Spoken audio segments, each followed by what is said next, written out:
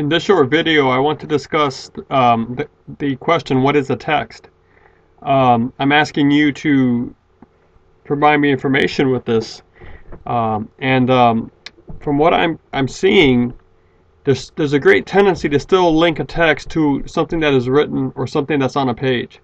And although those things by default are texts, if it's written, if it's printed, if it's typed, if it's on a page, if it's a journal article, a book, a chapter in a book, a magazine article, a cartoon in a newspaper article, a flyer, a program that you might receive at a function or at a event, a raffle ticket, okay, anything like that, it's printed on something, okay? So, all those things are texts, but the notion of a text, in fact, has been greatly expanded.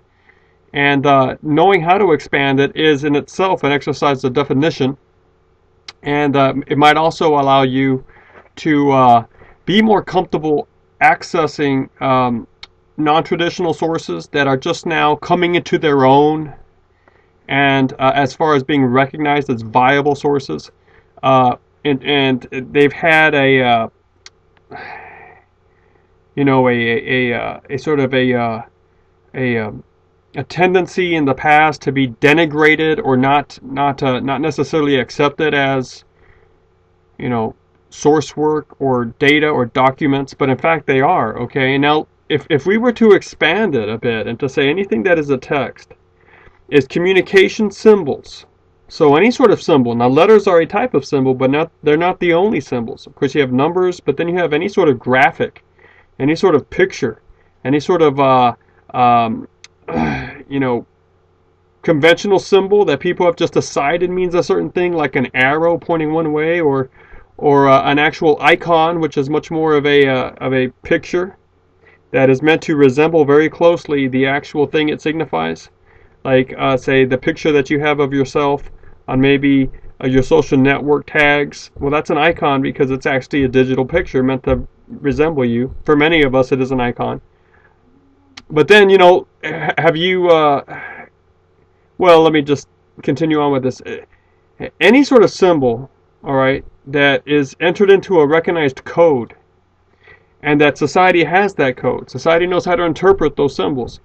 Those make up the elements of communication, and they are the medium or the vehicle by which messages or attitudes are conveyed from one person, the author of this, the maker of this, that's the better term, to the recipient. So from the originator to the recipient, there's a transferring of message or attitude, and it happens via symbols. So that's communication in the nutshell. Now anything that is in a fixed form that can be re-accessed by people or approached to be seen again and again and again, or heard again and again and again, that basically is a text. So it can be accessed by an audience. Okay, so it moves from outside the mind of whoever is creating it, the author. It gets coded into some sort of symbol, a collection or a network of symbols, and it is then accessed by an audience that knows how to read those symbols. Now, the encoding of this could happen as a song. It could happen as this video right here is a text. Okay, it could happen as now this as animation. It could happen as a camera that records a few minutes of a birthday party. What, that's a text. It could be an audio recording. You have a recorder or an audio capture tool, and you capture someone giving a speech. Well, what you have there in that digital format there is a text. So anything like that. So let's say you go out and you get some Play-Doh or something, and you actually form letters and put those on the table, and the letters spell something like um, let's say compassion or something, is that a text? Yeah, absolutely. So um, that's really what constitutes a text. Now, anything that is a text can be called a document. All right. So I want you to let go of the notion that the document has to be on paper, and anything that is a document can be documented. Okay. So think of how you might document some information. That means that you have a fixed locale in mind that you know that the audience can go to to get a replay of that same message that you are referring to. So it can't be a page in a book. Of course, if that book's in the library, if it's accessible online, someone can go to that same page and get a replay of that same letter collection. All right, but it could also be a song on a CD. It could be a documentary. It could be the title of an episode for tonight's sitcom or whatever on TV. Now that might be a little harder to access, but because of the online archives that can replay the seasons, the episodes, if it is particularly if it's a popular one, you might be able to have the audience access to that text actually be feasible. But sometimes the access gets a little harder. But as long as in theory the access can happen, all right, whatever you're pointing to is, we can call it a text. Now, some people may disagree with the way I'm defining this, but it solves a lot of things because we tend to link documentation to document and a document to paper. Now that's incorrect. But since we still link a documentation to a document, and because a document and a text seem to be synonymous, it helps us if we learn how to expand the notion of what a text is. Okay, because then that lets us realize that there are really two types of research out there, or two types of arenas for information, aren't there? They're the documented information or data or support for a thesis, and then there's the non-documented. Okay, now the non-documented exists.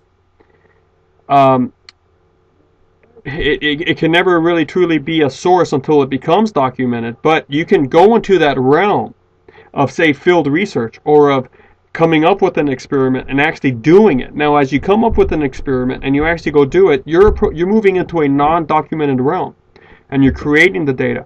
And the only time it actually becomes viable is when you actually turn it into a document. But see, I have a lot of students that think for this sort of research, the only thing they can do is go into the documented realm. Well, if you have enough energy and insight on how to do this, and can come up with a good survey, experiment, or whatnot, you can actually do research in what's called the field, right? And capture that data firsthand. Now you have to learn the techniques for capturing that, but then turn it into a document. Now at that point, the document can be as simple as a blog post. Now it might not carry much weight at that point because you're like, well, did you get it peer reviewed? Did you carry out the experiment carefully, etc., etc., etc. But we can't deny the fact that if you put that information up in sentences on a blog post, I'm talking about the sentences that will result from your experiment, like just the articulation of the results of that experiment. You put it up on a blog, you have at least turned it into that sort of document. All right, and that's you would have completed the process in a very basic form of going and getting the data, collecting it, interpreting it, and then articulating the results as a text and turning it into a document by just putting it up on your blog. So it definitely helps, I think, in terms of how you work your research. If you expand the notion of a text and you recognize that based on that definition, you can develop two broad arenas for the documented arena and the non-documented arena, for going into those arenas and finding data to help you with your work. All right. It definitely goes way beyond just journal articles and books. So do think about that, and I would be happy to continue this discussion via email if you want to email me some perhaps contrary examples or whatnot. And there is a weird class. I'll close this video by just mentioning, there is sort of a middle ground between those two. And it's what I refer to as the ephemeral text. Think of your name written on the sand. Is that a text? Well, is it in a fixed form? Yes.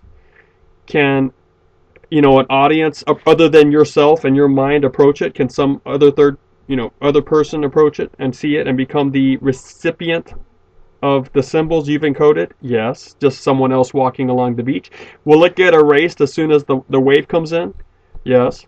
It was a text and it is no more as soon as the wave erases it. So unless it gets, unless someone takes a snapshot of it, it's what is known as an ephemeral text. It evaporates just like vapor. The same thing would be an airplane writing a message in the sky with smoke.